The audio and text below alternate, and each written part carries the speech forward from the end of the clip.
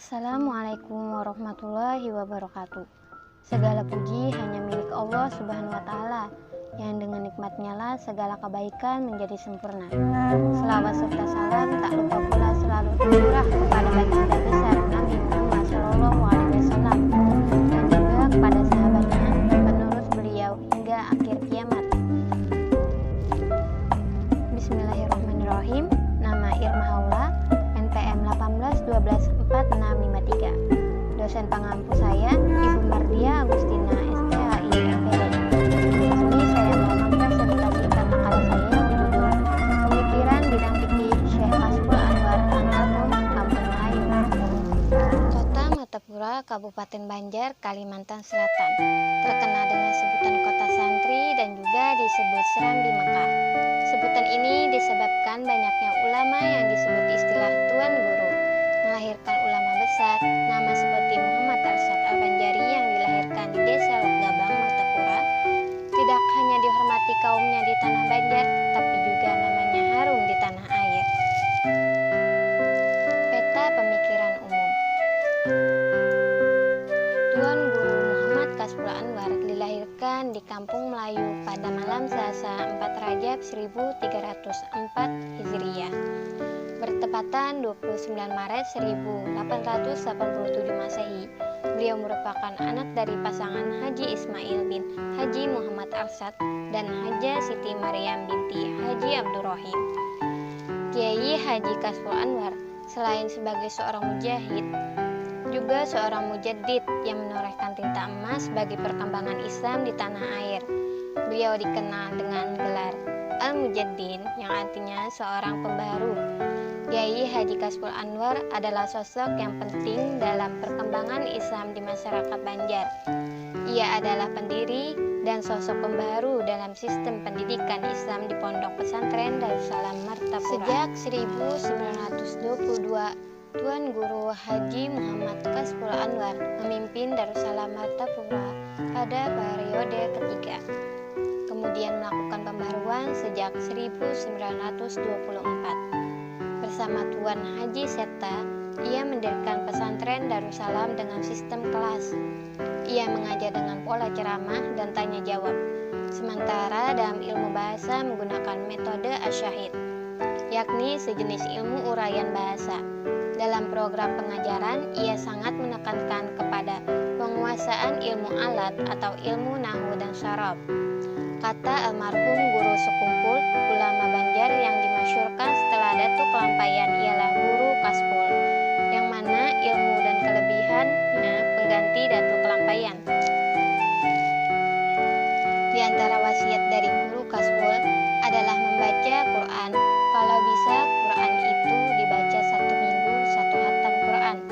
Apabila kita bisa membaca Quran 1 minggu khatam, insya Allah, kata beliau, menjadi orang kaya, dimudahkan segala urusannya. Oleh sebab itu, di antara murid beliau yang mengamalkan wasiat beliau adalah almarhum Haji Setta. Orang kesayangan, beliau menyusun sejumlah kitab dan buku pelajaran dalam pembagian disiplin ilmu. Sebagai ulama besar, Tuan Guru Haji Kasful Anwar memiliki perilaku yang sangat terpuji. Di samping bersifat jujur, ikhlas, rajin, sabar, dan sederhana, beliau juga termasuk seorang ulama yang cerdas dan berpengetahuan luas tentang berbagai bidang ilmu agama Islam. Bagi Tuan Guru Haji Kasful Anwar, menuntut ilmu agama Islam dan mengamalkannya merupakan jalan ketakwaan kepada Allah Subhanahu wa Ta'ala. Harta yang dimiliki harus dimanfaatkan untuk kepentingan di jalan Allah. Beliau wafat pada malam Senin 18 Syawal 1359 Hijriah. Makam beliau terletak di Kampung Melayu Ilir, Matapura. Hingga kini tak henti diziarahi orang sebagai rasa hormat dan kecintaan atas jasa ulama besar Banjar ini.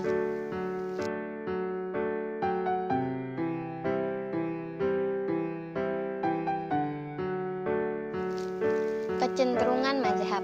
Mengenai mazhab ilmu fikih beliau bermazhab Imam Syafi'i.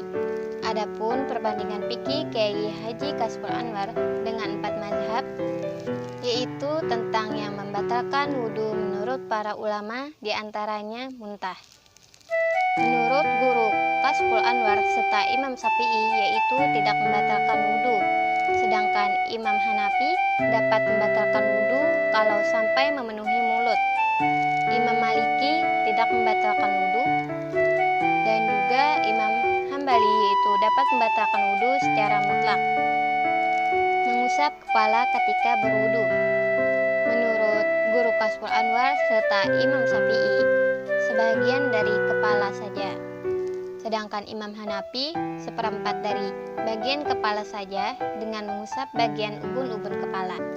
Sedangkan menurut Imam Maliki dan Imam Hambali, mereka mengatakan mengusap kepala ketika wudhu wajib diratakan ke seluruh kepala. Pemikiran di bidang fikih. Beliau selain pakar dalam bidang hadis, beliau juga pakar dan menguasai pembagian bidang agama seperti tentang tauhid, fikih, tajwid, sejarah atau tarikh, bahasa, dan lain-lain.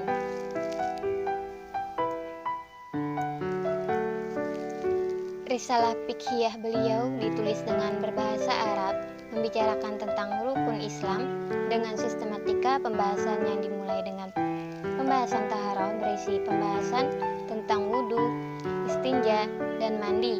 Selanjutnya, kitab sholat berisi pembahasan mengenai ketentuan waktu sholat, syarat-syarat dan rukun-rukun sholat, sujud tilawah, sholat sunnah, sholat berjamaah, dan sholat Jumat. Pada bagian berikutnya, dibahas kitab zakat yang berisi tentang ketentuan dan kadar waktunya.